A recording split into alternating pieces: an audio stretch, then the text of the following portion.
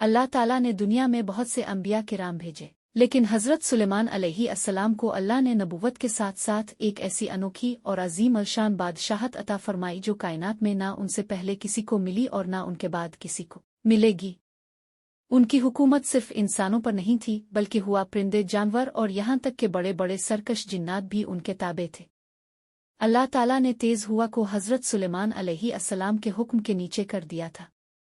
उनके पास लकड़ी का एक बहुत बड़ा और अजीम अलशान तख्त था जिस पर उनका पूरा लश्कर और ज़रूरत का सारा सामान आ जाता था। जब हज़रत सुलेमान अलैहिस्सलाम हुक्म देते तो हुआ इस भारी तख्त को उठाती और महीनों का सफ़र घंटों में तय करा देती। वो सुबह के वक्त निकलते तो 1 महीने का सफ़र तय कर लेते और शाम को निकलते तो मज़ीद 1 महीने की मुसाफत पूरी कर लेते। हुआ के साथ साथ अल्लाह ने जिन्नात की एक बहुत बड़ी तादाद को भी उनका गुलाम बना दिया था। ये आम जिन्नात नहीं थे, बल्कि इन्हें बहुत ताकतवर और सरकश जिन भी शामिल थे।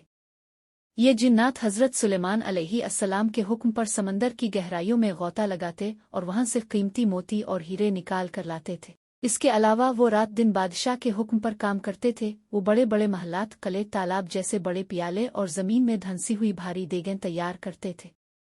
अगर कोई जिन उनका हुक्म मानने से इनकार करता तो अल्लाह के हुक्म से इसे सख्त सज़ा दी जाती थी। एक दिन का वाक़या है कि हज़रत सुलेमान अलैहिस्सलाम अपने इंसानों, जिन्नों और परिंदों के एक बहुत बड़े लश्कर के साथ एक वादी से गुजर रहे थे।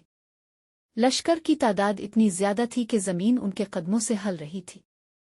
जब ये लश्कर एक ऐसी घाटी के पास पहुंचा जहां चींटियों के बिल थे, तो चींटियों की मालिका ने इतने बड़े लश्कर को अपनी तरफ आते देखा। वो चींटी डर गई और उसने फौरन बुलंद आवाज़ में अपनी बाकी चींटियों से कहा, ए चोंटो, जल्दी करो और अपने अपने बिल्लों के अंदर चली जाओ, कहीं ऐसा ना हो कि सुलेमान और उनका लश्कर तुम्हें अपने पांव तले कुचल दे और उन्हें पत्ता भी ना चले। हज़रत सुलेमान अलैहिस्सलाम इस वक्त अपने तख्त पर थे और चींटियों की बस्ती से काफ़ी दूर थे, लेकिन अल्लाह ने उन्हें ऐसा मौजिज़ा दिया था कि उन्होंने मीलों दूर से इस नंढी सी चींटी की आवाज़ को बिल्कुल साफ सुन लिया।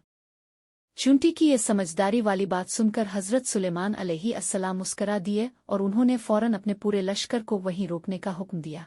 उन्होंने अल्लाह का शुक्र अदा किया कि अल्लाह ने उन्हें एक मामूली सी चींटी की ज़ुबान समझने की तौफीक दी, और फिर उन्होंने अपने पूरे लश्कर का रास्ता बदल दिया ताकि किसी एक नन्ही चींटी को भी उनकी वजह से कोई नुकसान न पहुंचे।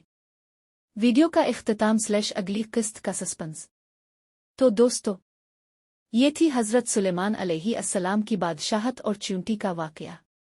इस कहानी की दूसरी किस्त में हम जानेंगे कि हुदहुद परिंदा क्यों गायब हुआ था और वो दूर दराज मुख से क्या सनसनीखेज़ खबर लेकर आया था। अगली किस्त देखने के लिए चैनल को सब्सक्राइब कर लें और कमेंट में पार्ट 2 ज़रूर लिखें। अल्लाह हाफ़िज़।